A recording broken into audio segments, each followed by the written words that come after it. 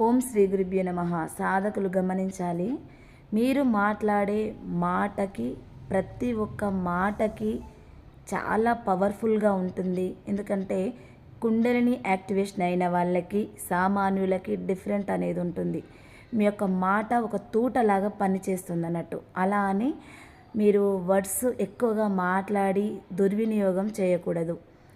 మీ యొక్క మాట, మీ యొక్క ఆలోచన, మీ యొక్క ఆచరణ, ఈ మూడు ఒకేలా ఉండేలా చూసుకోవాలి.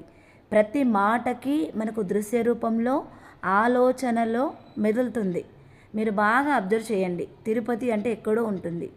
తిరుపతి లడ్డు అనేసరికి మనకు ఒక ఇమాజినేషన్లో రూపం అనేది మనకు కనబడుతుంది.